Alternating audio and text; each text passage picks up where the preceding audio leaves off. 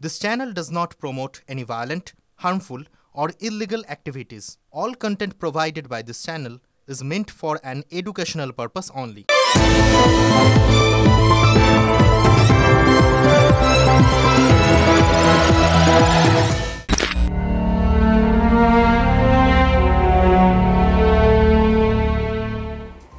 দেখলেন তো এখানেও সেই ধেরেই দূরের কাণ্ড নিয়োগ দুর্নীতি কাণ্ডে সেই কবে বলুন তো সেই ধেরেই দূরের কথা বলেছিলেন তৎকালীন বিচারপতি এখন সাংসদ অভিজিৎ গঙ্গোপাধ্যায়। তিনি সংসদে পৌঁছে গেছেন বিচারকের চেয়ার থেকে, কিন্তু ধেরেই দূরের খোঁজ মেলেনি। আর এদিকে এই যে ফিল্ম ডিভিশনের ভিডিওটা ছোটোবেলায় দেখেছিলাম, আজকে হঠাৎ করে মনে পড়ে গেল, জানেন তো, আপনাদের জন্য খুঁজে বার করলাম। আমার ধারণা আপনারাও দেখেছেন, খুব পছন্দের ভিডিও ছিল সেই সময়, কিন্তু অত্যন্ত শিক্ষামূলক ভিডিও। একটা জিনিস বোঝাতেই তো এই ভিডিওটা তৈরি করা হয়েছিল। 10 মিলে করি কাজ, হারি জিতি নাহি লাজ, ভালো উদ্দেশ্যে দেখানো হয়েছিল। সব ক্ষেত্রে উদ্দেশ্যটা বদলে যেতে পারে না, একই রকম উদ্দেশ্য থাকবে সব ক্ষেত্রে, এরকম তো ভাবার কোনো কারণ নেই। হতেই তো পারে অনেকগুলো ভূমিকায় 10 জন, 10 রকম ভূমিকা ছিল, 10 জনে মিলে একটা বড় জাল কেটে ফেললেন। আজকের দিনে এই সমস্ত ঘটনা তো ঘটতেই পারে, তাই না?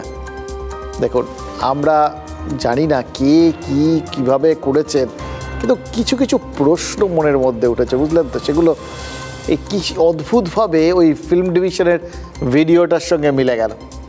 দেখলেন তো, ধেরেই দূরের আরও অনেক ভূমিকা থাকতে পারে। দানা খেতে গিয়ে ধরা পড়া চিড়িয়ার জালও কেটে দিতে পারে ইঁদুর। এবার এখন কোন ইঁদুর কার জাল কাটলো, অথবা আদৌ কাটতে পেরেছে কিনা, জালটা কে বিছিয়েছিল, কোন জালের সাথে কোন চিড়িয়ার সম্পর্ক ছিল, আদৌ ছিল কিনা, এগুলো সব সিবিআই খুঁজে বার করুক। আমরা জাস্ট একের পর এক সূত্র জুগিয়ে চলেছি, এটা আমাদের কাজ, আমরা এটাই করবো আর কি। আমরা তদন্তই করতে পারবো না। যা ঘটছে, যা ঘটেছে, যা চোখের সামনে দেখছি, যারা সামনে আসছেন, যারা সামনে আসছেন না, তাদের মুখ থেকে যে সমস্ত প্রশ্ন উঠছে, আমরা এক জায়গায় সাজিয়ে গুছিয়ে আপনাদের সামনে তুলে ধরছি। হয়তো যারা সংশ্লিষ্ট পক্ষ সবারই চোখে পড়ছে, ফলে আমরা আশা করছি কেউ না কেউ সেটা দেখে যা যা সিদ্ধান্ত নেওয়ার নিয়ে নেবেন। দেখুন, সুপ্রিম কোর্টে সিবিআইয়ের আইনজীবী কি জানিয়েছিলেন, এবার একটু খেয়াল করুন। তিলোত্তমার ধর্ষণ আর খুনের পর ঘটনাস্থলে বদল করা হয়েছে, তথ্য প্রমাণও কোথাও গিয়ে ক্ষতিগ্রস্ত হয়ে থাকতে পারে। টেম্পার্ড কথাটা ইউজ করা হয়েছিল, চেঞ্জ। এবার সিবিআই এর এই 3D স্ক্যানারেও তারা অনেক কিছু যন্ত্রপাতি নিয়ে এসেছিলো তো দায়িত্ব পাওয়ার পর, যদিও বলেছিল 5 দিন পর যাচ্ছি, কি পাবো জানি না, এটা জানিয়েছে তারা, কোর্টেও জানিয়েছে, সুপ্রিম কোর্টে। কিন্তু যন্ত্রপাতি অনেকের ছিল, 3D স্ক্যানার ছিল। সেই স্ক্যানারে সেমিনার রুমে অনেক পায়ের ছাপ ধরা পড়েছিল। আমরা তখন ভাবছিলাম এত পায়ের ছাপ এলো কোথা থেকে, তখন এই ভিডিওটা পাইনি। তাই জন্যই মনে হচ্ছিল যে তিলোত্তমার দেহ আবিষ্কারের পরে ওই সেমিনার রুমে কতজন ঢুকেছিল, তাহলে ওই পাশে যে ভাঙাভাঙি হয়েছিল বিস্ত্রীরা ঢুকেছিল। আজকে সকালবেলা যখন আমরা ভিডিওটা পেলাম, যে ভিডিওটা আমরা আপনাদের দেখাচ্ছি, সেটা তদন্তের মোড় ঘুরিয়ে দিতে পারে। 9ই আগস্ট আরজি করের ওই সেমিনার রুম চত্বরটা ভিড়ে ভিড়াক্কার ছিল। যে কিছু পায়ের ছাপ না, অনেক পায়ের ছাপ পেয়েছে ওই 3D স্ক্যানার, নিশ্চিত। দেখলেন তো ছবিটা, ইউনিফর্ম পরা পুলিশ কর্মীরা দাঁড়িয়ে রয়েছেন, কিন্তু বাদ বাকি জায়গায় পা ফেলার জায়গা নেই। আর সেমিনার রুমের বাইরে সেখানে তিলোত্তমার সহকর্মী সহপাঠীদের ভিড়, বিক্ষোভ, স্লোগান।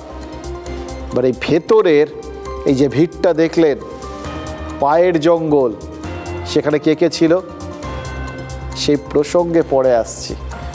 ওর মধ্যে অনেক কথা আছে, অনেক প্রশ্ন আছে, কিন্তু তার আগে কলকাতা পুলিশের কাছে কিছু প্রশ্ন করার আছে।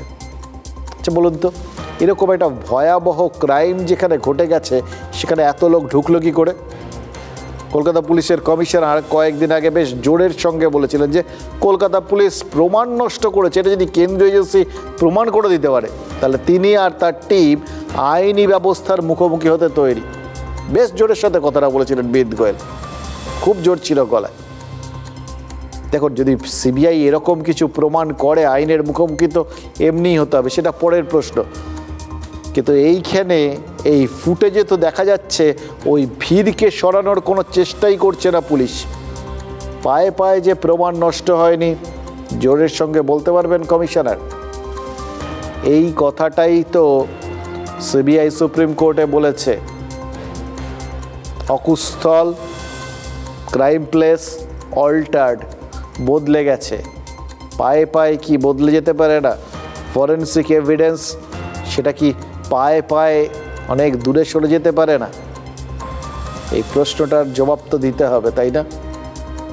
আচ্ছা, এর সঙ্গে এটাও তো মাথায় রাখতে হবে, পরোক্ষ দায়টাও কি একরকম দায় না? এখানেতে ঢুকে পড়া তো উচিত ছিল না, কারণ যখন একটা ডেড বডি পাওয়া যায় তখনই সেই জায়গাটাকে ঘিরে ফেলা হচ্ছে একটা প্রাথমিক কাজ।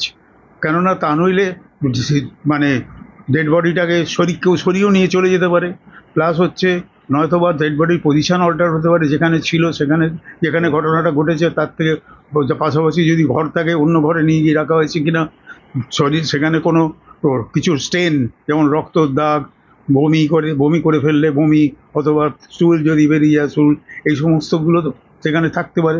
তো এই সব যে জিনিসগুলো, প্লাস হচ্ছে কন্ডিশন অফ দি এনভায়রনমেন্ট বলতে চেয়ার টেবিল যদি থাকে, চেয়ার উল্টে পাল্টে পড়ে আছে, অথবা কোনো জায়গায় তিনি রেস্ট করছেন সেইখানে বিছানার ওপরে কোনো কিছু চিহ্ন টিহ্ন রয়েছে যে তার ধস্তাধস্তি হয়েছিল কিনা বা কিছু হয়েছিল, এইগুলো তো দেখবার জন্যে স্পটটাকে হচ্ছে in presence of the police and the in charge of the place. বিশেষজ্ঞের এই বক্তব্যটা কলকাতা পুলিশের কমিশনারকে শোনাতে পারলে কিন্তু ভালো হতো, জানেন তো। আজ তিনি সংবাদ মাধ্যমের মুখোমুখি হননি, এসেছিলেন কলকাতা পুলিশের ডিসি সেন্ট্রাল ইন্দিরা মুখোপাধ্যায়, এবং তিনি দাবি করেছেন, খুব অঙ্ক কষে দাবি করেছেন, সুনির্দিষ্ট দাবি, সেমিনার রুমের দৈর্ঘ্য 51 ফুট, তার মধ্যে 40 ফুট পর্যন্ত ঘেরা ছিল, পুলিশ ঘিরে দিয়েছিল, বাকি 11 ফুটের মধ্যে বাকিরা দাঁড়িয়েছিলেন। 40 ফুটের মধ্যেই তার মানে যা কিছু হওয়ার সব কিছু হয়ে গেছে, এরকম একটা কিছু বোঝাতে চেয়েছিলেন কি তিনি? তার মানে যে ভিডিওটা আমরা দেখিয়েছি সেটা যে সেমিনার রুমের ভেতরের ভিডিও, সেটা ডিসি সেন্ট্রাল স্বীকার করে নিলেন, জানেন তো। এবং এটাও তার মানে স্বীকার করে নিলেন যে সেমিনার রুমে অনেক লোক ঢুকে গেছিলেন, কোন ফুটের মধ্যে ছিলেন, কত ফুট, ওই নিক্তি মেপে তারা হয়তো ঠিক করেছিলেন। কিন্তু ওখানটায় আমরা শুধু দেখেছিলাম যেটা অকুস্থল, সেখানে পায়ের জঙ্গল তৈরি হয়েছিল।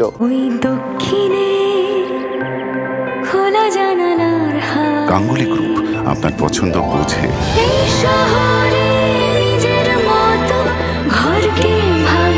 গাঙ্গুলি গ্রুপ, ভরসার বসতবাটি। 40 ফিট মানে বডি যেখানে পাওয়া গেছিল তার থেকে 40 ফিট পুরো জায়গাটা পুলিশের কর্ডন অফ করা ছিল। এবং এই যে ভিডিওটা যেটা আপনারা হয়তো দেখেছেন, সেটা কিন্তু এই 40 ফিটের বাইরে যে 11 ফিট যে জায়গাটা আছে সেইখানকার একটা ভিডিও। এই যে জায়গাটা আছে এইখানে কিন্তু অনেকেই উপস্থিত ছিলেন, ফ্যামিলি মেম্বার ছিলেন, পুলিশের স্টাফ ছিল, হসপিটালের স্টাফ ছিল, অনেক ডাক্তারবাবুরা ছিলেন। সেমিনার হলে যেখানে বডি পাওয়া গেছিল তার থেকে 40 ফিটের মধ্যে বহিরাগত কেউ আসেননি। সেমিনার হলের 40 ফুট পর্যন্ত জায়গা ঘেরা ছিল বললেন তো পুলিশ কর্তা, বললেন। কি আশ্চর্য বলুন তো, এত বড় একটা কথা এটা সুপ্রিম কোর্টকে জানানো হয়নি। 22শে আগস্ট দেশের প্রধান বিচারপতি DY চন্দ্রচূড় তো বিস্ময় প্রকাশ করেছিলেন। তিনি বলেছিলেন যে ক্রাইম সিন ঘেরা হয়নি, ঘেরা হলো ময়নাতদন্তের পর, তার মানে সন্ধেবেলা কিংবা গভীর রাতে। কি বেকার বেকার কলকাতা পুলিশকে ওরকম মানে কড়া কড়া কথা শুনতে হলো বলুন তো। কলকাতা পুলিশ তো এখন বলছে সকাল থেকেই ঘটনাস্থল ঘেরা ছিল। এই কথাটা যদি ওইখানে চন্দ্রচূড়ের সামনে কেউ একবার বলে দিতেন তাহলে তার কোনো সমস্যা থাকতো না, এই অকারণ গালাগালগুলো খেতে হতো না। ভাবুন তো আমাদের রাজ্যের পুলিশের মাথা কিভাবে ওই সুপ্রিম কোর্টে হেঁট হয়ে গেল। গোটা দেশ কেন, বিদেশের কত জায়গার মানুষ তারা সব অধীর আগ্রহে তাকিয়ে রয়েছেন গোটা ব্যাপারটার দিকে, সবার নজর এখানে। তাদের সবার সামনে কলকাতা পুলিশকে এরকম ছোট না করলেই হচ্ছিল না। আসলে কি জানেন তো, যেটা মনে হচ্ছে তার মানে নিশ্চয়ই ওই কপিল সিব্বালকে অত টাকা পয়সা দিয়ে ওখানে দাঁড় করিয়ে দেওয়া হয়েছিল, কিন্তু তাকে ঢাল নেই, তরোয়াল নেই, নিধিরাম সর্দার করে পাঠানো হয়েছিল। তার কাছে আসল তথ্যগুলোই দেওয়া হয়নি। কি কেলেঙ্কারি কাণ্ড বলুন তো। গোটা কেসটায় দেখে মনে হচ্ছে না প্রত্যেক পদে পদে এরকম এত ক্যাজুয়াল একটা ভাবভঙ্গিতে সবাই সব কাজকর্ম করেছেন। তার জন্যেই এই যাবতীয় গোলযোগ, তার জন্যেই এইভাবে মানুষজন ক্ষিপ্ত হয়ে রাস্তায় নামতে শুরু করেছেন। গোড়ায় গলদ, ফাঁক ফোকর যে আছে সেটা তো ডিসি সেন্ট্রালের কথা শুনেও বুঝতে পারছি। প্রথমত এক এক করে বলি, আমরা যে ছবিটা আপনাদের সামনে দেখিয়েছি, যে ভিডিওটা আপনাদের সামনে দেখিয়েছি, সেই ভিডিও দেখানোর জন্যই এই প্রেস কনফারেন্স। সংবাদ মাধ্যমের সামনে মুখ খুলতে বাধ্য হয়েছে পুলিশ, তড়িঘড়ি ব্যবস্থা নিতে হয়েছে। সেই জন্যই হয়তো যুক্তিগুলো একটু ফাঁকটাক রয়ে গেছিলো, কিন্তু আমরা ধরে নিচ্ছি তারা যেটা বলেছেন সেটাই ঠিক। কিন্তু এইটাকে ঠিক ধরলে কোথায় গিয়ে বেঠিক, সেটা সুপ্রিম কোর্টে কি না সেটা তো আপনারা বুঝতে পারছেন, আপনারা বুঝে নিন। এবার দ্বিতীয় প্রশ্ন, ফরেনসিক বিশেষজ্ঞের বক্তব্য তো শুনলে, অকুস্থলের যে কোনো জায়গায় সেখানে অনেক ছোট ছোট তথ্য প্রমাণ ছড়িয়ে থাকতে পারে। এবার দেখুন, এগুলো আপনি আমি লেম্যান আমরা শুনি, সেগুলো আপনাদের বলি, এটাই আমাদের কাজ। যারা বিশেষজ্ঞ, যারা সাবজেক্ট ম্যাটার এক্সপার্ট, তাদের কাছ থেকে শুনে আপনাদের শোনাই। কিন্তু এখন তো আপনারাও জেনে গেছেন, আমরাও জেনে গেছি, কিন্তু যেইগুলো আমরা এখন জানলাম সেগুলো তো পুলিশের প্রথম থেকে জানার কথা। তারা তো সাবজেক্ট ম্যাটার এক্সপার্ট। তারা কি জানতেন না ওই গোটা ঘরের যে কোনো জায়গায় যে কোনো কিছু তথ্য প্রমাণ লুকিয়ে থাকতে পারত? ওই দক্ষিণে খোলা জানালার হাওয়া, গাঙ্গুলি গ্রুপ, আপনার পছন্দ বোঝে। এই শহরে নিজের মতো ঘরকে ভালোবাসা। গাঙ্গুলি গ্রুপ, ভরসার বসতবাটি। এখন পর্যন্ত এই সঞ্জয় রায়কে যে প্রমাণটার মাধ্যমে একদম সরাসরি কানেক্ট করা হয়েছে, আমরা যেটুকুনি এখন অবধি জেনেছি, শুনেছি, কোর্টও যেটুকুনি শুনেছে জেনেছে, সেটা তো তার ওই ব্লুটুথটা, হেডফোনটা, সেটাও তো ওই মৃতদেহের পাশেই পাওয়া গেছিল তিলোত্তমার। মানে এরকম আরও কিছু থাকতে পারতো। একজনের ব্লুটুথ পাওয়া গেছে, আরও কারুর কিছু না কিছু থাকলেও থাকতে পারতো। সেগুলো পায়ে পায়ে ধাক্কা দিয়ে বাইরে বার করে মানে পায়ে পায়ের ধাক্কায় বাইরে চলে যায়নি তো? এই প্রশ্নটাকে এড়িয়ে যাওয়া যাবে? কে একদম উনি পুরো হিসেব করে মেপে, পুলিশ যেরকম করে একদম সিস্টেমেটিক ওয়েতে পুরো বিষয়টা বুঝিয়ে দিলেন খুব সুন্দর করে। আমাদের চোখের সামনে আমি ছবিটা দেখতে পাচ্ছি। 51 ফুট পুরো ডিস্টেন্স, তার মধ্যে 40 ফিট জায়গাটা পুরো কর্ডন করে ঘিরে রাখা হয়েছে। বাকি যে 11 ফুট সেখানে অসংখ্য মানুষ দাঁড়িয়ে রয়েছেন। এবার 11 ফুট জায়গাটাই অত অসংখ্য মানুষ থাকলে যা হয়, পারলে একজন আরেকজনের ঘাড়ে উঠে পড়বেন, সেই ব্যবস্থাটা হয়ে গেছে দেখতে পেলাম আমরা।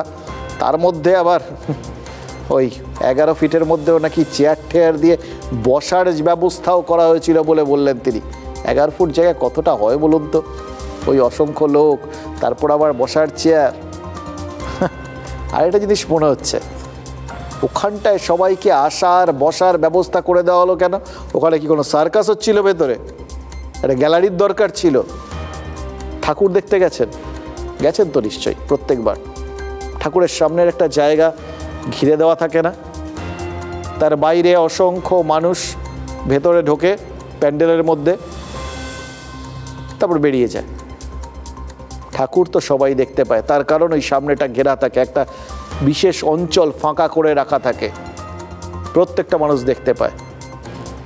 ওই রকম জায়গায় যদি তিলোত্তমার বাবা মা থেকে থাকেন, তারা মেয়েকে দেখতে পাননি? বিশ্বাস করতে হবে নাকি ধরতে হবে যে এই রকম একটা বিষয় নিয়েও তারা মিথ্যে কথা বলছে? তাহলে কে সত্যি কথা বলছে? প্রশ্ন তো জাগছে। আমরা জাস্ট জানতে চাইছি কিছু কিছু আমাদের সামান্য বুদ্ধিতে যেগুলো খটকা লাগছে জানেন তো, কিছুতে মিসম্যাচ বলে মনে হচ্ছে, সেগুলো একটু দেখুন এই মিসম্যাচগুলো থাকলেই তো ওই যা হলো, ওই সুপ্রিম কোর্টে চন্দ্রচূড় বিচারপতি, প্রধান বিচারপতি চন্দ্রচূড়, তিনি যেভাবে কলকাতা পুলিশকে যাতা বললেন, এই খটকাগুলো ফাঁকগুলো থাকলে তো এগুলোই হয়। আবার কে না কি সব বলবে, সাধারণ মানুষের মনে অসংখ্য সংশয় থাকবে, তারা আবার কলকাতা পুলিশের দিকে আঙুল তুলবে, এবং যত মনের মধ্যে থাকবে যে গণ্ডগোল আছে, কোথাও গণ্ডগোল আছে, মিলছে না ঠিক, তত বেশি ভেতরে ভেতরে ক্ষোভ জমা হবে। যে প্রত্যেক দিন কোথাও না কোথাও কেউ না কেউ রাস্তায় প্রতিবাদ করতে নামছেন। এই ঘটনা কিন্তু ইতিপূর্বে বাংলা দেখেনি। বাংলার স্বতঃস্ফূর্ত প্রতিবাদ দিনের পর দিন দেখেনি, আপনিও জানেন আমিও জানি। বাংলা সংগঠিত রাজনৈতিক পদক্ষেপ, অভিযান এ সমস্ত দেখেছে।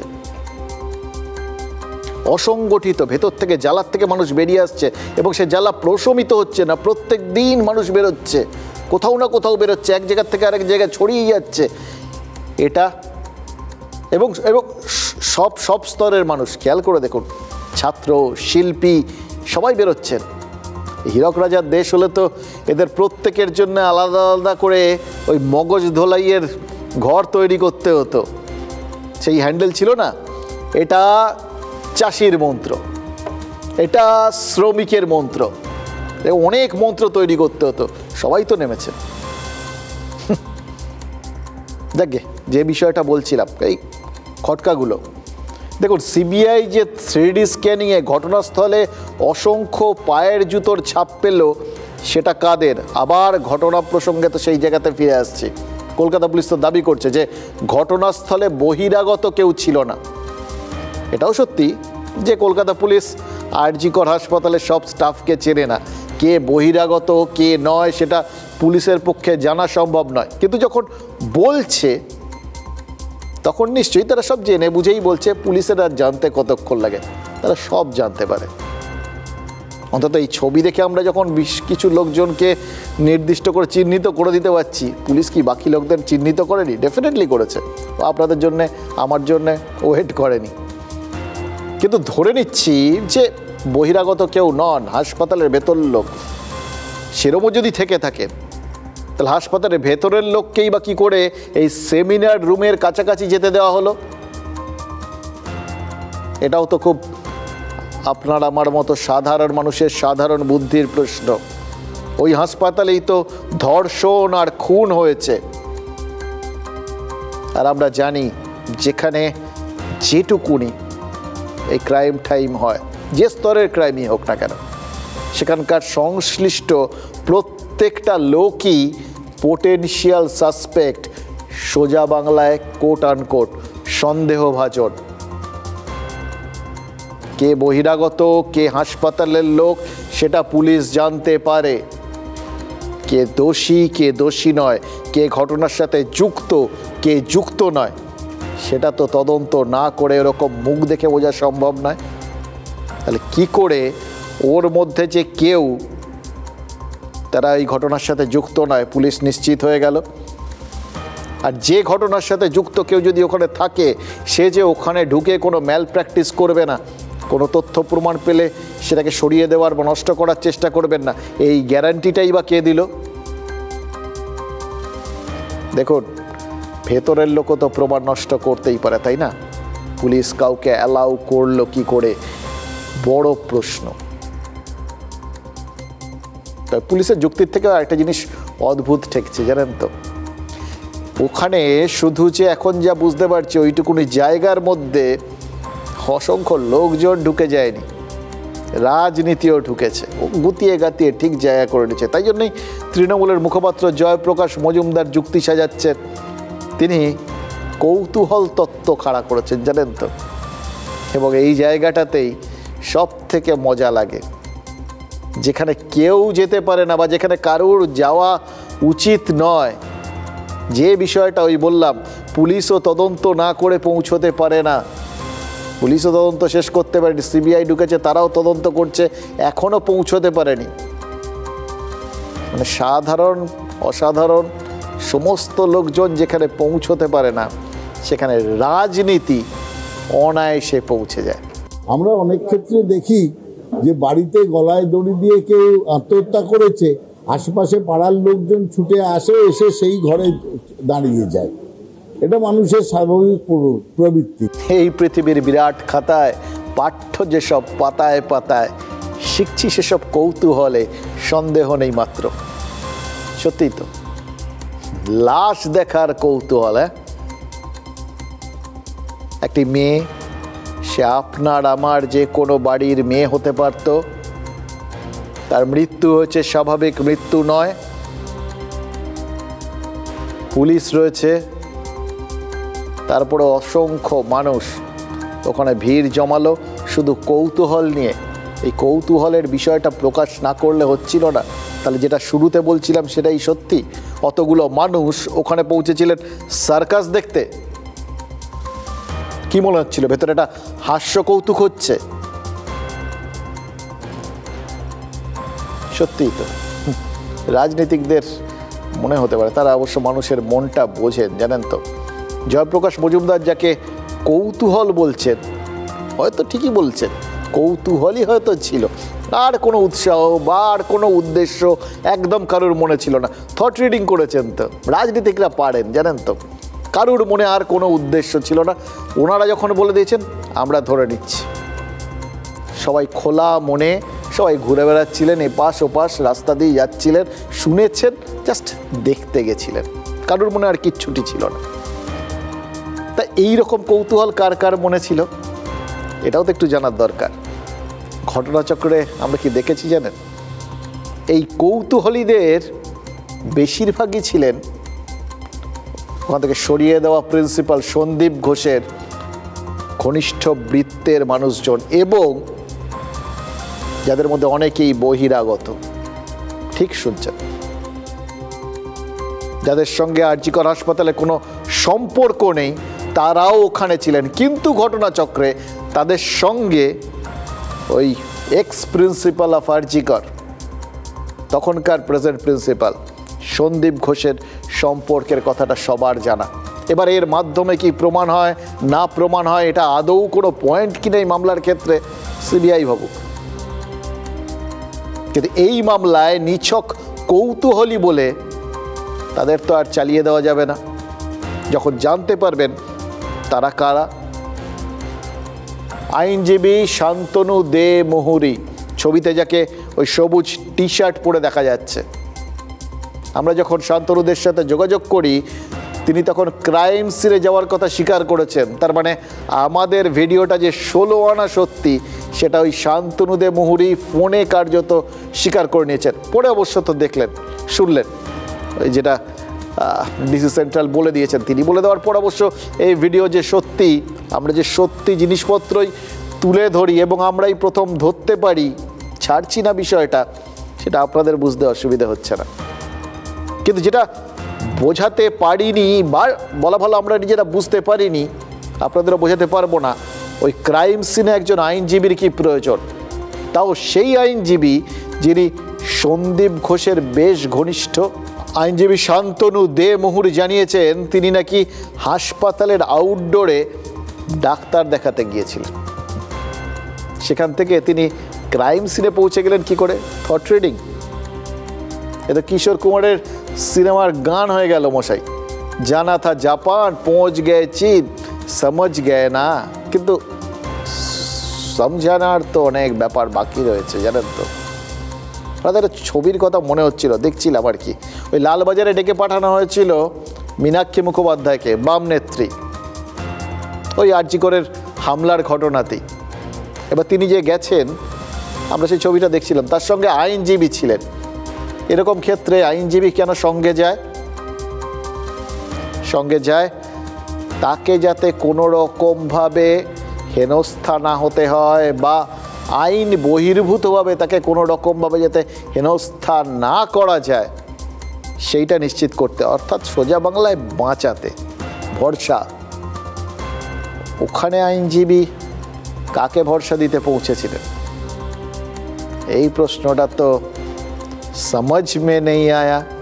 শান্তনুদের সঙ্গে তার যে ভিডিও TV9-এর হাতে রয়েছে তা দেখিয়ে আমরা জানতে চেয়েছিলাম যে তিনি সেই সময় সেমিনার রুমে কি করছিলেন, কেন তিনি ঘটনাস্থলে গিয়েছিলেন। 9ই আগস্ট আপনি কনসালটেশনের জন্য গেছিলেন, কি কনসালটেশন? অর্থোপেডিকের আপনি ওপিডিতে গিয়েছিলেন? আপনি সেদিন যে ওপিডি টিকিট কেটেছিলেন তো কটা থেকে কটা পর্যন্ত ছিলেন ওপিডিতে? 11:30 নাগাদ আমি আরজিকর পৌঁছেছি। এবার ওপিডিতে মানে বুঝতেই পারছেন ওপিডিতে তো টাইম লাগে, 45 মিনিটস টু 1 আওয়ার হলেও হতে পারে, আমার এক্সাক্ট তো টাইমটা খেয়াল নেই। ফাইন, 11:30 থেকে 12:30, আপনাকে আমি একটা ধরলাম। আমার কাছে যে ভিডিও আছে আপনি সেমিনার রুমে ছিলেন। সেমিনার রুমের আমি বাইরে ছিলাম। তাহলে ওটা তো ওপিডি নয় শান্তনুবাবু, তিনি আইসিসির সদস্য, ইন্টারনাল কমপ্লেন্টস কমিটির সদস্য, কেউ তাকে ডাকেনি, তার নিজের থেকে মনে হয়েছে স্বতঃপ্রণোদিতভাবে যে সেখানে যাওয়া দরকার, তাই তিনি গিয়েছিলেন। ওপিডিতে দেখানোর পরে আমি যখন জিনিসটা জানতে পারি আমার তখন মনে হলো যে হয়তো আইসিসির একটা সাডেন মিটিং হলেও হতে পারে। এবার ব্যাক করে আসবো, তারপরে আবার ব্যাক করে যেতে হবে উইথ ব্যাক পেইন আর নেক পেইন, তো আমি ওখানেই স্টে করে গেছিলাম। I was outside the seminar room. নিশ্চয়ই তাহলে তাকে আগে থেকেই জানানো হয়েছিল, তার কাছ থেকে আইনি পরামর্শ নেওয়া হয়েছিল। আপনি কোথাও দেবাশিস সোমকে দেখেননি? আমার খেয়াল পড়ছে না। আপনার আশপাশে কিন্তু দেবাশিস সোমের ছবি আছে ভিডিওতে। আপনি চেনেন দেবাশিস সোমকে? আপনি দেবাশিস সোমকে চেনেন? আমরা শুনেছি, এটা অনেকে বলছেন যে কোনো আইনজীবী ওখানে ছিলেন। আপনাদের এটা জানাই যে হসপিটাল অ্যাডমিনিস্ট্রেশনের পক্ষ থেকে ওখানে আইনজীবী রাখা ছিল।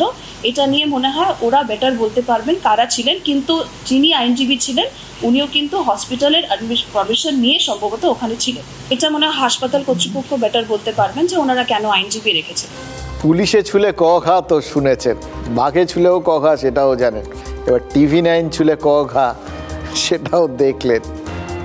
উকিলের জেরা তো শুনেছেন, উকিলকে জেরা কখনো শুনেছেন? শুনলেন, দেখলেন ওই TV9-এর কল্যাণে। এবার দেখুন দেখি তিনি যা বলেছেন। তার আগে বলি পুলিশ কি বলেছে। পুলিশ কিন্তু সার্টিফাই করে দিয়েছে তিনি সেখানে ছিলেন। এবার পুলিশ যেখানে জেনেছে আইনজীবী ওখানে ছিলেন, কোথায় ছিলেন তার মানে 11 ফুটের মধ্যেই ছিলেন নিশ্চয়ই সবাইকে, বলে তার বাইরে চারপাশে গোটা হাসপাতালে যারা ঘুরে বেড়াচ্ছেন পুলিশ নিশ্চয়ই তাদের সবার গতিবিধি ওইভাবে নোট করেনি বা জানার কথা না। এক্ষেত্রে নিশ্চয়ই পুলিশ খোঁজ নিয়ে নিয়েছে কে কে ঢুকেছিল ওখানে। বললেন যে ওখানে ছিলেন এবং হাসপাতাল কর্তৃপক্ষই সম্ভবত তাদের ডেকে পাঠিয়েছিলেন। হাসপাতাল কর্তৃপক্ষ কেন ডেকে পাঠাবেন ওই রকম জায়গায়? প্রথম কথা আগে পুলিশকে ডাকবে, তারপর তো যা যা হতে পারে আর কি সেগুলো হবে। সেখানে তার কারোর ডাকা ঠাকার ব্যাপার নেই। হাসপাতাল সবসময় উকিল নিয়ে গড়ে নাকি? এবার উকিলকে, সেই উকিল যিনি ঘটনাচক্রে সেদিনই ওখানে গেছিলেন ডাক্তার দেখাতে, তুমি নিজেই বলেছেন। পুলিশ বলছে হাসপাতালের তরফে তিনি উপস্থিত ছিলেন, আর তিনি বলছেন তিনি ওখানে ডাক্তার দেখাতে গেছিলেন। আচ্ছা, ব্যাট আর প্যাডের মাঝখানে একটু ফাঁকটা বড় হয়ে গেল না? এত বড় একটা যদি ব্যাট প্যাডের মধ্যে ফাঁক থাকে তো বল গলে যাবেই, উইকেট তো ছিটকে যাবেই। এবার উকিলবাবুর অবস্থা দেখুন, পরিচিত মানুষ, চারপাশের লোকজনের সঙ্গে তার পরিচয় আছে, ওখানেও তারা কি কমিটিতে রয়েছেন, বাকি সবাইকে চেনেন ঠেলেন, অথচ চেনা লোককে সব চিনতে পারছেন না। পাশে যিনি দাঁড়িয়েছিলেন দেবাশিস সোম, ফরেনসিক মেডিসিন বিশেষজ্ঞ, যার বাড়িতে CBI গেছে, জিজ্ঞাসাবাদ করেছে। এবার দেবাশিস সোম মানে এরকম ঘটনাকালে উকিলবাবু, বাকিটা উকিলবাবু তো, তাকে আর আমরা জেরা করার দৃশ্যটা দেখাতে পারি? যাই হোক, করে ফেলেছে খানিকটা, কিছু আমাদের মিসম্যাচ লেগেছে। নিশ্চয়ই এগুলো পুলিশ বা CBI পরে শর্ট করে নেবে যে কে ঠিক বলছেন, কেন ঠিক বলছেন, কেন হঠাৎ করে কাউকে ওকে ভুলে গেছিলেন, চিনতে পারলেন না, একাগ্র মনে কী দেখছিলেন জানতে পেরে যাবেন। কিন্তু দেবাশিস সোম যিনি দাঁড়িয়েছিলেন উকিলবাবুর পাশে, তিনি কেন গেছিলেন সেমিনার রুমের ভেতরে? ফরেনসিক মেডিসিন বিভাগের প্রধান প্রবীর চক্রবর্তী জানিয়েছেন যে ঘটনার দিন তিনি হাসপাতালে ছিলেন কিন্তু ডাক পাননি। তাহলে দেবাশিস সোম কেন ডাক পেলেন?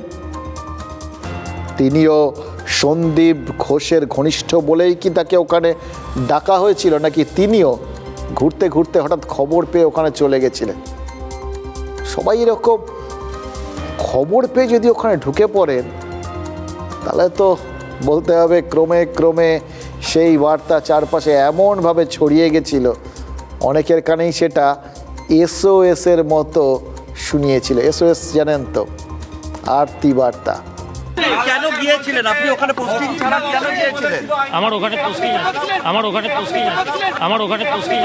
ওম হচ্ছে ডেমনস্ট্রেটর, কিন্তু ওনার এখানে পোস্টিং নেই। ওনার পোস্টিং হচ্ছে হেলথ রিক্রুটমেন্ট বোর্ডে। উনি এখানে ট্রেসপাসার হিসাবে থাকছেন।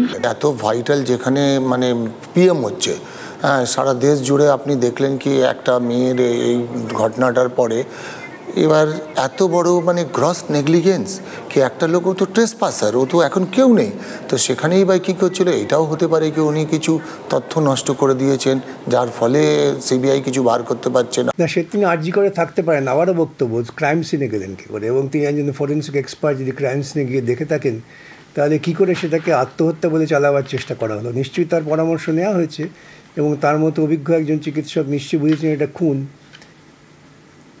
তাহলে তাকে আত্মহত্যা বলে চাউর করা হলো কেন? দুটো প্রশ্ন শুনলেন তো। এই আক্তার আলীকে আপনারা চেনেন, এই গোটা কেসটার অন্তত আরজি করের ক্ষেত্রে উনি হচ্ছেন হুইসেল ব্লোয়ার। উনি প্রথম বছরখানেক আগে এই প্রশ্নগুলো তুলেছিলেন, তার জন্য বদলি হয়ে যেতে হয়েছিল, এবং সেই সময় আমরা খবর করেছিলাম যাবতীয় ওখানকার দুর্নীতির খবর। এবার দুর্নীতির সাথে এই মৃত্যু কোনোভাবে যুক্ত কিনা আমরা এখনও জানি না, উড়িয়েও তো দিতে পারছি যখন ডেকে পাঠাচ্ছে সেই লোকগুলোকে যাদের বিরুদ্ধে দুর্নীতির অভিযোগ। এই আক্তার আলী কি বললেন? দেবাশিস সোম তার ডেজিগনেশন অনুযায়ী তিনি ফরেন্সিক মেডিসিন বিশেষজ্ঞ, কিন্তু ওখানে পোস্টিংয়ে ছিলেন না। আমরা বলছি না, আক্তার আলী বলছেন। আমাদের কাছে যা তথ্য রয়েছে তাতে দেখা যাচ্ছে 2023 সালে দেবাশিস সোমকে ডিটেলিংয়ে পাঠানো হয়, তার স্বাস্থ্য ভবনে থাকার কথা। আবার দেবাশিস সোমের পোস্টিং নিয়ে বেশ কয়েকবার RTI করেও কিন্তু নাকি জবাব মেলেনি, মানে তিনি কোথায় আছেন।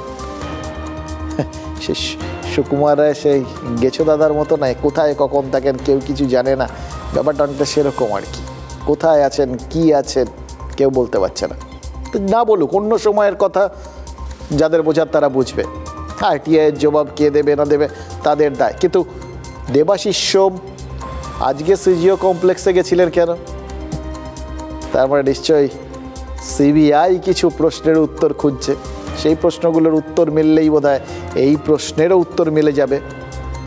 আরেকটা কথা, সেমিনার রুমে আরও একজনকে দেখা গেছে যিনি ফের সন্দীপ ঘোষের ঘনিষ্ঠ, ন্যাশনাল মেডিকেল কলেজের data entry operator Prasun Chattopadhyay. ঠিক শুনেছেন, আরজি কর না, ন্যাশনাল মেডিকেল কলেজের ডাটা এন্ট্রি অপারেটর। তার এই ক্রাইম সিনে কী কাজ ছিল? তিনিও ডাক্তার দেখাতে এসেছিলেন নাকি? তিনিও ওরকম ঘটনার কথা শুনে ভেতরে ঢুকে চলে এসছেন?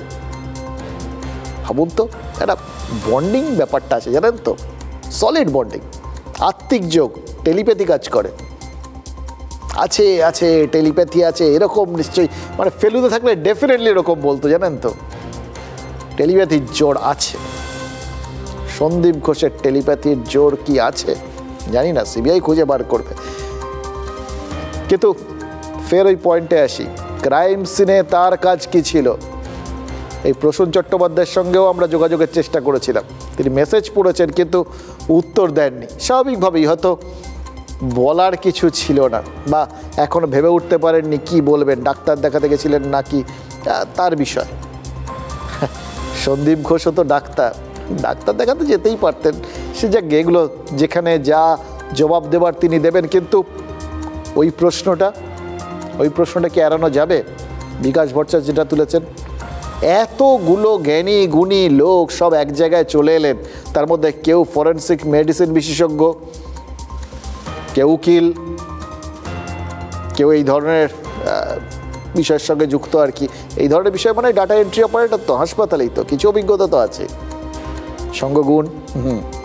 এবং সন্দীপ ঘোষ স্বয়ং, সবাই মিলে দেখেছেন, সবাই মিলে বুঝেছেন, তারপরেও তোমার বাবা মাকে আত্মহত্যার কথা বলা হলো। আত্মহত্যার তত্ত্বটা কি জন্ম নিয়েছিল? অনেক ডিসকাশন করে বেরিয়েছিল, এই উত্তরগুলো কিন্তু জানা দরকার। এখন আমার মনে হয় ওই দিন সকালে যারা যাদের খবর দেওয়া হয়েছিল, যারা যারা পৌঁছেছিল, সবাইকে জিজ্ঞাসাবাদ করতে হবে। সেমিনার রুম, সেই সেমিনার রুম তো মনে হচ্ছে মেলার জায়গায় পরিণত হয়েছে। পুলিশের উপস্থিতিতে ডাক্তার ঘোষ ঘুরে বেড়াচ্ছেন, তার সাঙ্গ পাঙ্গ নন্দী ভিঙ্গি ভিরিঙ্গি সবাই ঘুরে বেড়াচ্ছে সেখানে। কি ক্রাইম সিন এরকম হয় নাকি করুন? ওই মৃতদেহকে পাশে বসিয়ে রেখেই বেশ কিছু লোকজন ওই ঘরে বসে বৈঠক করেন যে কিভাবে এই ঘটনা ধামাচাপা দেওয়া হবে। যদি ওই ঘরে বসে বৈঠক করেন তাহলে তো তথ্য প্রমাণ লোপাট হয়েছে। কেন গেছিলেন, কটার সময় ওটা ভিডিও, সেই সময় বা তার আগে আর কি হয়েছে, হয়তো জল্পনা বাড়িয়ে, সন্দেহ বাড়িয়ে এটা হলে ওই হতে পারত, এর জন্য ওইটা কেন হয়নি, এর বদলে সিবিআই এই গোটা বিষয়টা, এর আসল কারণগুলো তারা জেনে নিন। যখনই কোনো প্রশ্ন হচ্ছে আমাদের সরকারের তরফ থেকে যে মুখপাত্র তিনি সবকিছু অন্যদিকে ঘুরিয়ে দিচ্ছে। বলা হচ্ছে যে বিচার চাইতে গেলে তো সুপ্রিম কোর্টের কাছে বিচার চাও, সিবিআই এর কাছে বিচার চাও, সরকারের কাছে বিচার চেয়ে কি হবে? সেদিন রাত্রিবেলায় প্রায় টিকিট কেটে ঢোকার মতো ওই সেমিনার রুমে সবাই ঢুকেছিল।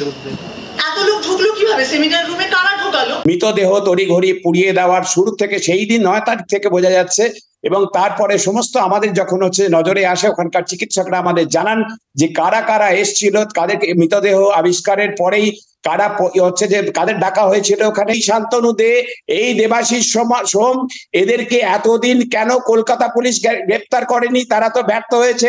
সিবিআই এখনো কেন এদের গ্রেপ্তার করছে না, সেটাও আমাদের দাবি। সবার মনে অনেক প্রশ্ন, জানেন তো, প্রশ্ন তো আসারই কথা। আপনার মনে প্রশ্ন, আমার মনে প্রশ্ন, আমরা তো এই প্রশ্নগুলোতেই জর্জরিত। এগুলোর উত্তর পাচ্ছি না বলেই ভেতরে ভেতরে অদ্ভুত একটা ইরিটেশন হচ্ছে, জানেন। আমি শিওর আপনাদের হচ্ছে, এবং সেই জন্যই রাত বিরেতে আপনারা বেরিয়ে পড়ছেন রাস্তায়। অনেকেই ভেবেছিলেন যে আমাদের অভ্যেস তো মাছে ভাতে বাঙালি, ও একদিন ঠিক আছে হয়ে গেছে, রাস্তায় নেমেছে, মোমবাতি জ্বালিয়েছে, সেলফি টেলফি তোলা হয়ে গেছে, ফেসবুকে বলা হয়ে গেছে, ব্যাস বিপ্লব শেষ। এইরকম একটা স্বতঃস্ফূর্ত প্রতিবাদ, ধারাবাহিক প্রতিবাদ, এটা বোধহয় সবার হিসেবের মধ্যে ছিল না, জানেন তো। আমার ধারণা হজমও হচ্ছে না। আচ্ছা, একটা কথা বলুন তো, এই শাসক দলের নেতা যেটা বললেন যে সবার মনে প্রচুর সন্দেহবাতিক, মিলে যাক না গোটা ঘটনাগুলো। কলকাতা পুলিশ তো মিলিয়ে দিয়েছিল, তারপরেও তো তারা আরও কেউ থাকতে পারে বলেছিল। বিনীত গোয়েল পরিষ্কার সুস্পষ্ট ভাষায় বলেছিলেন, আমরা একবারও বলিনি যে শুধু একজন আছে আর কেউ নেই, আমরা খতিয়ে দেখছি। মানে তাদের মনে ওই সোজা সরলভাবে মিলিয়ে দিয়েছিলেন।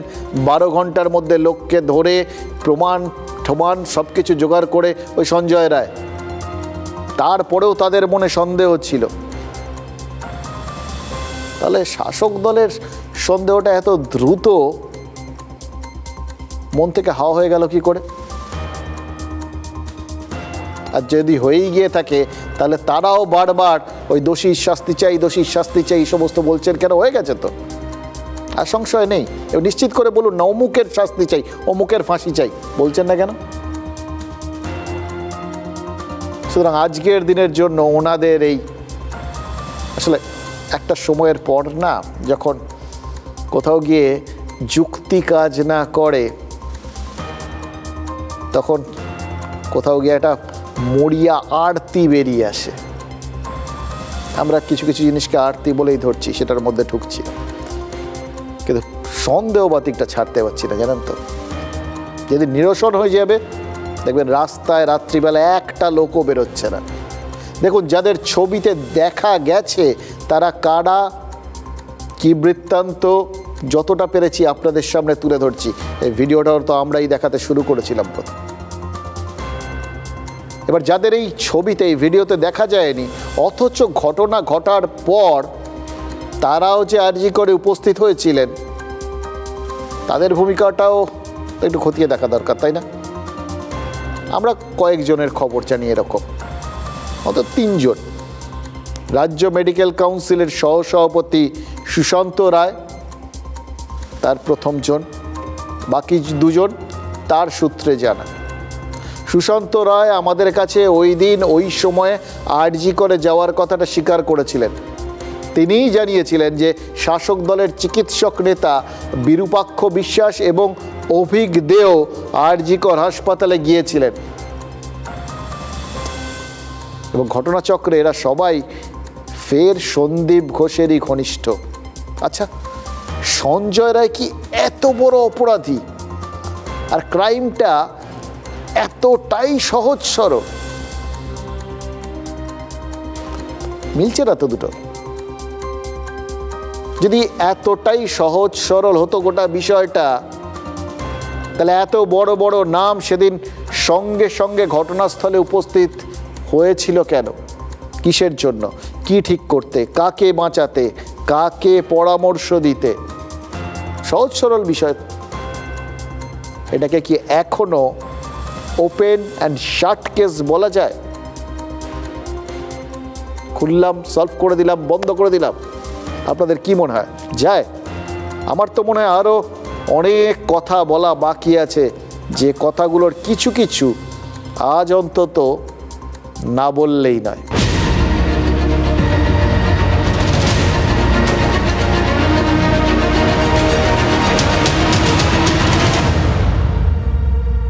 মার্ক টোয়েন, বিখ্যাত মার্কিন সাহিত্যিক, তিনি রাজনীতি সম্পর্কে কিছু কথা বলেছিলেন রাজনীতি হচ্ছে একমাত্র পেশা যেখানে চুরি জোচ্চুরি করে বা মিথ্যে কথা বলেও শ্রদ্ধা ভক্তি পাওয়া যায়। মার্ক টোয়েন নমস্য কত দিন আগে কত বড় একটা কথা বলে দিয়ে গেছেন, কিন্তু নেতাদের আমরা মানুষজন মাথায় করে রাখি যাই বলুন। এবং মার্ক টোয়েন যে সময়ের মানুষ ছিলেন, তার মানে সেই সময় থেকেই রাজনীতিকদের এই সমস্ত সুনাম টুনামগুলো ছিল। আর মিথ্যে কথা বললে রাজনীতিতে কদর বাড়ত, এটাও আমরা বুঝে গেছি তখন থেকেই। অথচ দেখুন, আমরা ভাবি রাজনীতিতে দুর্নীতি, কেলেঙ্কারি, জোচ্চুরি, অসততার মতো কথাগুলো যেন জাস্ট এই হাল আমলে আমদানি হয়েছে, এই এখন কোনো মানে হয়? এই আরজিকরের ঘটনাতেই দেখুন, তিলোত্তমার জন্য যারা বিচার চাইছেন সেই সমস্ত সাধারণ মানুষ, তারা কিন্তু কি অদ্ভুতভাবে মানে এই ধারণার বশবর্তী হয়েই রাজনীতির ছোঁয়াচ বাঁচাতে চাইছেন। মানে হয় কোনো? মেয়েদের রাত দখলের কর্মসূচি যারা ডেকেছিলেন, তারা বারবার বলার চেষ্টা করেছেন যে আন্দোলনে যেন কোনো রাজনৈতিক দলের পতাকা না থাকে। 4 দিন পর যুব ভারতী স্টেডিয়ামে যে ফুটবল সমর্থকরা প্রতিবাদের পরিকল্পনা করেছিলেন, তারাও বলেছিলেন তাদের অবস্থান অরাজনৈতিক। এরা কেউ বুঝতে পারেননি যে তিলোত্তমার ধর্ষণ আর খুনের ঘটনার পর থেকে অরাজনৈতিকের মতো রাজনৈতিক শব্দ আর কিচ্ছু নেই। সত্যি বলছি, ওই মেয়েটা নিজের জীবন দিয়ে আমাদের কত কিছু শিখিয়ে দিয়ে গেল, কত কিছু শিখলাম আমরা। মানে ভাবতে পারিনি যে একটা ঘটনাকে কেন্দ্র করে কত রকম লেয়ারের পর লেয়ার খাড়া করে দেওয়া হতে পারে। একটা ঘটনাকে ক্রমশ পিছিয়ে যেতে দেখবো আমরা, দেখছিলাম যেরকম করে ওর বাবা মা দেখেছিলেন, সামনে রয়েছে মেয়ে কিন্তু দেখতে পাচ্ছেন না। আবার কাছে গেলেন, আবার নেই, বডি চলে গেল বাড়ির সামনে। তারা তখন থানায়, বাড়িতে পৌঁছলেন, চট জলদি বডি চলে গেল শ্মশানে, টপকে টাপকে। কি অদ্ভুত না? লেয়ার লেয়ার পরপর খাড়া করে দেওয়া হচ্ছে, যে জিনিসটা সামনে সেটা ক্রমশ মনে হচ্ছে যেন দূরে হয়ে যাচ্ছে। এই যেরকম আমরা শিখলাম যেটাকে অরাজনৈতিক বলা হচ্ছে, রাজনীতি সেখানেই সব থেকে বেশি রয়েছে। 14ই আগস্টের মেয়েদের রাত দখলের অভিযান রাম বাম মানে বিজেপি আর সিপিআইএমের চক্রান্ত, এটা তো স্বয়ং মুখ্যমন্ত্রী আমাদের বুঝিয়ে দিয়েছিলেন, তাই না? মনে পড়ছে আপনাদের? আবার 18 তারিখের ওই মোহনবাগান ইস্টবেঙ্গল মহামেডান সমর্থকদের প্রতিবাদ কর্মসূচি দেখেও তো তৃণমূল বলেছিল বিরোধী দলগুলো লোক ঢুকিয়েছে। আর এখন ছাত্র সমাজের নামে যে নবান্ন অভিযানের ডাক দেওয়া হয়েছে, তাতেও রাম বামের চক্রান্ত রয়েছে বলে তৃণমূল অভিযোগ করছে। দেখুন, কে কার পেছনে রয়েছে সত্যি বলছি আমরা জানি না। এই পশ্চিমবঙ্গের ছাত্র সমাজ বলে কোনো কথা তো এর আগে শুনিনি। কোনো আন্দোলন এই ছাত্র সমাজের ব্যানার ইদানিংকালে হয়নি, ফলে এই ছাত্র সমাজ কোথা থেকে এলো, হঠাৎ উঠলই বা কোথা থেকে, এটা আসলে কি, এটা নিয়ে প্রশ্ন উঠতেই পারে। তারাও তুলেছেন, ঠিকই আছে, নির্দিষ্টভাবে যেহেতু রাজনৈতিক দল কিছু একটা প্রশ্ন তুললে প্রশ্নের সঙ্গে সঙ্গে কাউকে না গাঁথলে কি করে চলবে, সুতরাং যা আছে বিপক্ষে কি গেঁথে দেওয়া আর কি।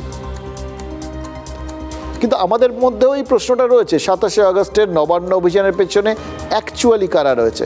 যে কর্মসূচিকে অরাজনৈতিক বলা হচ্ছে সেটা কি আদৌ অরাজনৈতিক? এবার এই প্রশ্নের উত্তর সেটা অবশ্য শাসক দলই দিয়ে দিয়েছে। তারা দুটো স্টিং ভিডিও প্রকাশ করেছে। যথারীতি এর সত্যতা TV9 বাংলা যাচাই করেনি, করার প্রশ্নই নেই, কারণ তৃণমূল নেতারাও বলেননি তারা কোথা থেকে স্টিং ভিডিও পেয়েছেন। তারা দেখিয়েছেন, আমরাও দেখাচ্ছি, এবং আমরা ধরেই নিচ্ছি যে তৃণমূল নেতারা যখন ওই দুটো স্টিং ভিডিওর ভিত্তিতেই সুনির্দিষ্টভাবে একটা বক্তব্য, একটা অভিযোগ তুলছেন, তখন তার সত্যাসত্য যাচাই করেই নিয়েছেন। কারণ তৃণমূলও নিশ্চয়ই জানে যে রাজ্য আর কলকাতা পুলিশ সোশ্যাল মিডিয়া ব্যবহারে বারবার সতর্ক করেছে, বারবার বলে দিয়েছে ভেরিফাই না করে কোনো তথ্য শেয়ার করা যাবে না, দুম করে কিছু একটা বলে দেওয়া যাবে না। সুতরাং তারা নিশ্চয়ই কোনো ঝুঁকি নেবে না। একটা ফেক জিনিস বারবার অভিযোগ তোলে, এই সোশ্যাল মিডিয়ায় ফেক জিনিস ছড়ানো হচ্ছে, তারা কখনো ছড়াতে পারে? সুতরাং তারা যেটা করেছে সেটা একদম ঠিকঠাক, আর তারা যখন তুলে ধরেছে তাই আমরা নিশ্চিন্তে দেখিয়ে দিচ্ছি। দেখুন, রাজনীতিতে যতই দুর্নীতি বা কেলেঙ্কারির কালি লাগুক, মার্ক টোয়েনের কথা মতো আমরা কিন্তু নেতাদের এখনও শ্রদ্ধার চোখেই দেখি। সুতরাং তাদের কথা অমৃত সমান। তারা যখন বলেছেন কারা দায়ী, তখন তারাই দায়ী। এবার দায়ী না তা জানি না, কিন্তু অরাজনৈতিক বিষয়টা যে আর অরাজনৈতিকভাবে দেখছেন না তারা, এটা তো বুঝতে পারছি। চলবে এখানে রবার্ট বুলেট চলবে, রবার্ট বুলেট আমার মনে হয় না ওরা বুলেট চালাবে, কারণ ওরা কিন্তু একটা জিনিস বুঝেছে, কিন্তু এরা চালাতে বাধ্য করাবে অবশ্যই। যদি না বডি না পড়ছে কোনোদিনও মনে করবে না বডি পড়তে, আর আমাদের ধারণা বডি ওখানে পড়বেই, 27 তারিখ ওইটা না হলে ধরতাম না।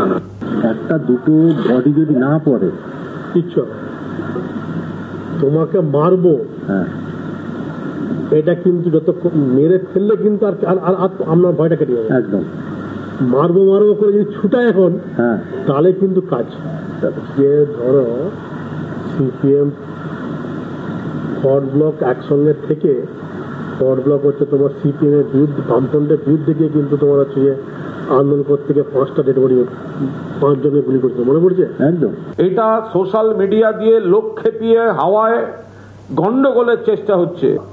তার মধ্যে বিজেপি, এবিভিপি, আরএসএস এর কিছু লোক যারা এগুলো প্রমোট করছে, এর মধ্যে সিপিএম মনোভাবাপন্ন কিছু আন্দোলনকারী গোষ্ঠী তার মধ্যে আছে।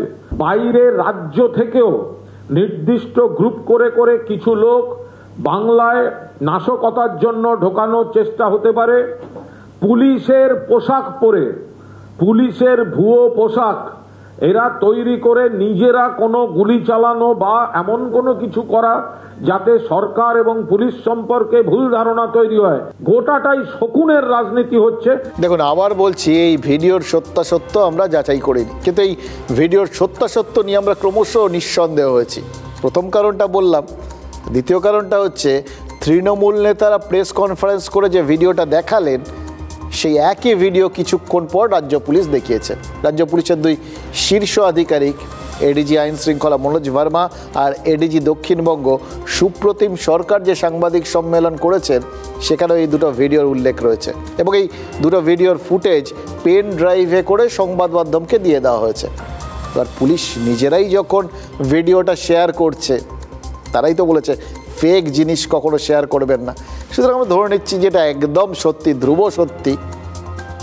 আমরা বরঞ্চ ওই কোট আনকোট অরাজনৈতিক ছাত্র আন্দোলনের ডাকা আন্দোলনটা কিভাবে ঘোরতর রাজনৈতিক জায়গায় পৌঁছলো, সেই ব্যাপারে একটু আলোচনা করতে পারি। তাই প্রথমত, তৃণমূলের প্রেস কনফারেন্সের পর শুধু যে রাজ্য পুলিশ প্রেস কনফারেন্স করেছে তা নয়, কিছুক্ষণের মধ্যেই সেই ভিডিওর সূত্র ধরে ঘাটালের 2 বিজেপি নেতাকে পশ্চিম মেদিনীপুর জেলা পুলিশ আটক করে ফেলেছে।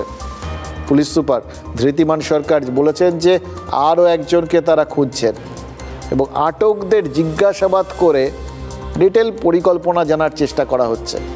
আচ্ছা, পরিকল্পনা কি পুলিশ জানে না? হয় সেটা? কুণাল ঘোষরা তো পরিষ্কার বলে দিয়েছেন ছাত্র সমাজের নামে আসলে শকুনের রাজনীতি করছে বিজেপি। আর রাজ্য পুলিশ প্রেস কনফারেন্স করে বলেছে যে ছাত্র আর মহিলাদের সামনে রেখে অশান্তির ছক করা হচ্ছে, পুলিশকে উস্কানি দেওয়ার চক্রান্ত হচ্ছে। এবার ঘটনাচক্রে ভিডিওটা যেরকম আগে দেখিয়েছে তৃণমূল, তেমনি ষড়যন্ত্রের তত্ত্বও কিন্তু তৃণমূল নেতারাই আগে সামনে এনেছেন, পরে পুলিশ বলেছে। এবার বিরোধীরা এতে রহস্য খুঁজলে খুঁজুন। আমি শুধু ভাবছি যে এই বিষয়গুলো না আগের থেকে জেনে যাওয়া বা বুঝে যাওয়া বা প্রেস কনফারেন্স করে জানিয়ে দেওয়া, এর 2-3 রকম ফল হতে পারে, জানেন তো। এবার কেউ না কেউ কাউকে না কাউকে বদনাম করতে গন্ডগোল বাঁধিয়ে দিতে পারে। এবার যদি গন্ডগোলটা বাঁধে, তাহলে সরকার পক্ষ কি বলবে সেটা তো পরিষ্কার ছিল। তারা বলবেন আমরা আগেই বলে দিয়েছিলাম, পুলিশও বলবে আমরা জানতাম, চেষ্টা করেছিলাম কিন্তু হয়নি। বা অথবা তারা প্রিএম্প্ট অ্যাটাক করে, মানে প্রিএম্প্ট মানে হচ্ছে স্বতঃপ্রবৃত্তভাবে আগে ঝাঁপিয়ে পড়ে আক্রমণের আগেই পাল্টা আক্রমণ করে তারা হয়তো লোকজনকে ধরে নিলেন, অনেককেই ধরে নিলেন, হতে পারে।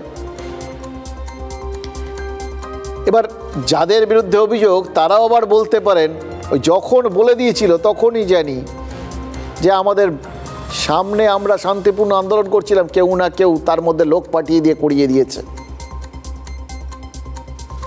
মানে সব পক্ষের বলার বিভিন্ন রকম ব্যবস্থা রয়েছে। মাঝখান থেকে এই সমস্ত কিছু চরম একটা রাজনৈতিক জায়গায় পৌঁছবে। কেউ কেউ এটা নিয়ে টেনশনে আছে বলে উত্তেজিত হচ্ছেন। উত্তেজনা তত্ত্বটা কিন্তু খুব সলিড, চোখ মুখ দেখলে বোঝা যায়। কেউ কেউ হয়তো ভাবছেন এর মধ্যে দিয়ে, ভাবছেন কেন, বলছেনও তো শাসক দলের নেতারা, এই সমস্ত করে কেউ যদি ভেবে থাকে সরকার উৎখাত করবে সেগুড়ে বালি, মানে ভাবছেন তো। আর যারা যাচ্ছেন তাদেরও একটা এরকম পেছন থেকে বক্তব্য আছে আর কি, যে আন্দোলন করেই নবান্ন যাওয়ার কারণ কি এত জায়গা থাকতে। নিশ্চয়ই তারা ওখান থেকেই সুবিচার পাবেন, মানে সেই সুবিচারটা কীরকম, কাউকে ক্ষমতার থেকে সরানো কিনা, এরকম তাদের ভাবনা, কিছু একটা তাদের ভাবনা রয়েছে মাথার মধ্যে। বললে আর এত জায়গা থাকতে নবান্নে যাচ্ছেন কেন? কিন্তু মোদ্দা কথা, গোটা বিষয়টা রাজনৈতিক। যে রাজনৈতিক একটা বিষয় থেকে হয়তো একটা অন্য পরিস্থিতির সৃষ্টি হতে পারে, কিন্তু তিলোত্তমা তার বিচারের কী হবে?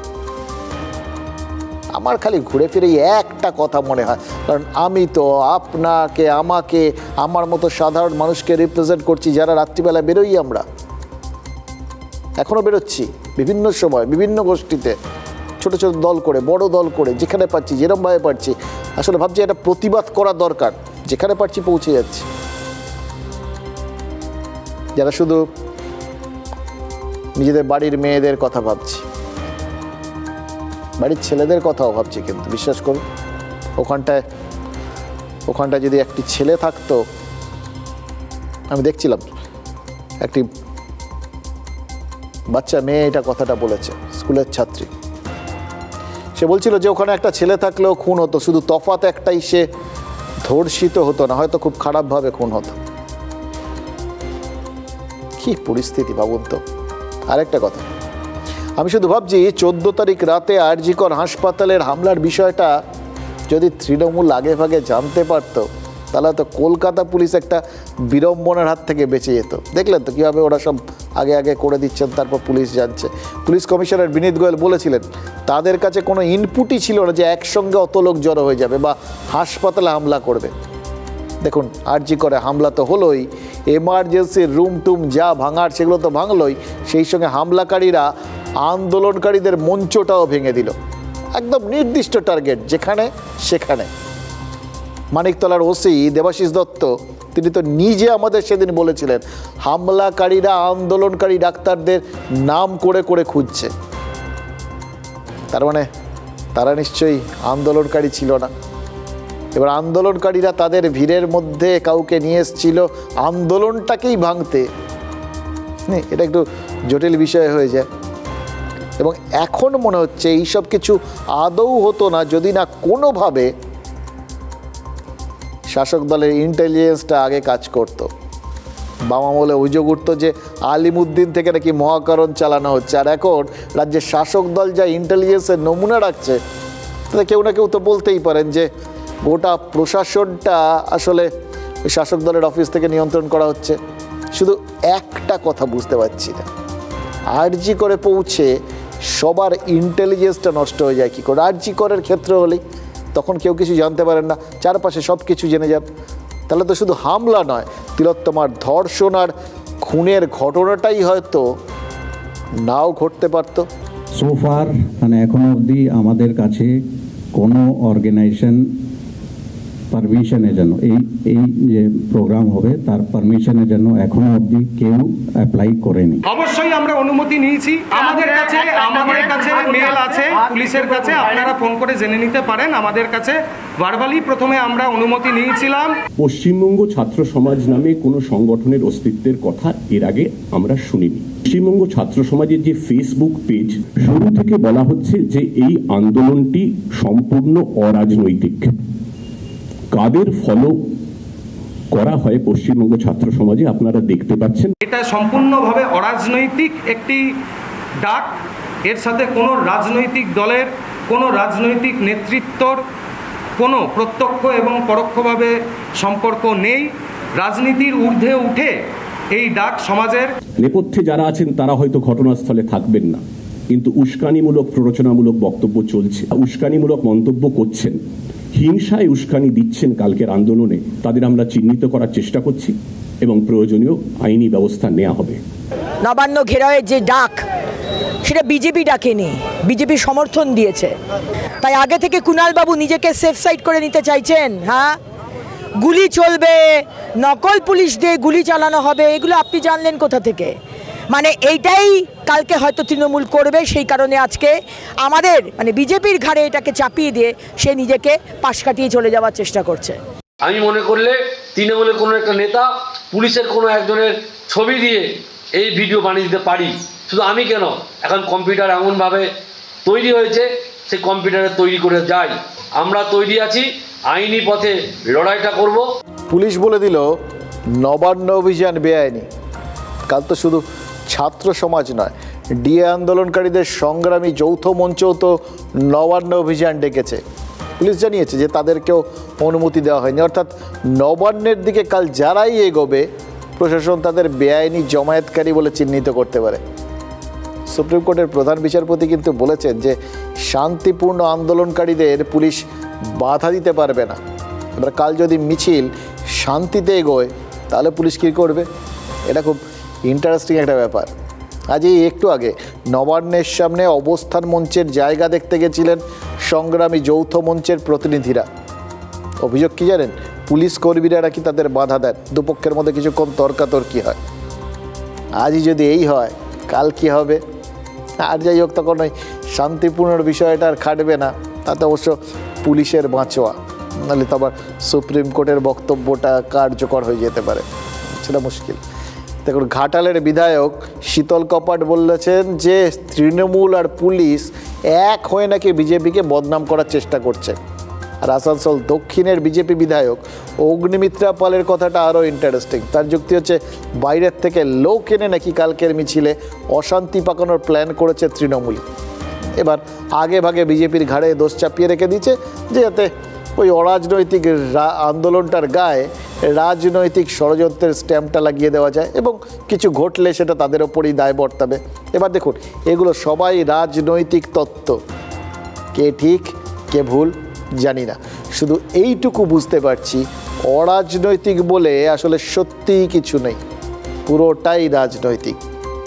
আচ্ছা, এই রাজনীতির মধ্যেও কি একটা আমরা ওরা আছে? বিশেষ করে ছাত্র সমাজের নবান্ন অভিযান যে আসলে বিজেপি শিবিরের পরিকল্পনা, সে কথা তো প্রথম বলেছিলেন মোহাম্মদ সেলিম, মীনাক্ষী মুখোপাধ্যায়রা। এমনকি কৌশলে নবান্ন অভিযানে তাদের নাম জুড়ে দেওয়া হচ্ছে বলে অভিযোগ করেছেন মীনাক্ষী। তারপরে প্রথম থেকেই ছাত্র সমাজের কর্মসূচির থেকে নিজেদের দূরে রেখেছে বামেরা। কালকের অভিযানের সঙ্গে নিরাপদ দূরত্ব বজায় রেখেছেন রাজ্য বিজেপি সভাপতি সুকান্ত মজুমদার, প্রাক্তন সভাপতি দিলীপ ঘোষও। অথচ শুভেন্দু অধিকারী প্রথম থেকেই বলছেন তিনি পতাকা ছাড়া মিছিলে হাঁটবেন। কিন্তু সুকান্ত মজুমদার বলছেন যে কালকের মিছিলে যদি ছাত্র সমাজের ওপর পুলিশ লাঠি চালায় তাহলে তারা আলাদা করে নবান্ন অভিযান করবেন। এবার সভাপতি বলছেন, সুতরাং বিজেপি এটা বলতেই পারে যে গোটা বিষয়টার সঙ্গে বিজেপির সরাসরি কোনো যোগাযোগ নেই, আত্মিক যোগ আছে, তাতে সমর্থন আছে। মোদ্দা কথা, একটা জিনিস দেখুন, একটা আমরা ওরার ব্যাপার রয়েছে। যারা সবাই শাসক দলকে টার্গেট করছেন তারাও নিজেদের মধ্যে আমরা ওরা করছেন, এবং সেটা যথারীতি রাজনৈতিক ভাগাভাগি। এবারে এই বিষয়গুলো যত বেশি হতে থাকবে না, তত বেশি করে কিন্তু ওই ক্ষুদ্র ক্ষুদ্র পরিষদ তৈরি হবে, আন্দোলন দুর্বল হবে, আর ততই আসল বিষয়টা মানে তিলোত্তমার জন্যে সুবিচারের দাবিটা কোথাও গিয়ে ধামাচাপা পড়ে যাবে না তো। মানে আমরা ঘর পোড়া গরু তো একাধিক জিনিস দেখেছি। তাই এবারে যে ভেতরের চাপা এতদিন যা যা জমেছে না, সেই চাপা একটা ক্ষোভ, একটা হতাশা, এই সব কিছু মিলেমিশে কিন্তু সবাই আমরা পথে নামছি। সেইটা আরেকটু বাড়বে না তো। এবং আরেকটা কথা, প্রথম যে ভিডিওটা দেখিয়েছিলাম, অনেক চিড়িয়া মিলে তাদের চারপাশে যে জালটা ঘেরা হতে পারে সেই জালটাকেই উড়িয়ে নিয়ে যাবে না তো। আর কোথাও গিয়ে তাদের জন্য কোনো ধেরে ইঁদুর বসে নেই তো যে ওই জালটাকে টাইম মতো ঠিক কুটকুট করে কেটে দেবে।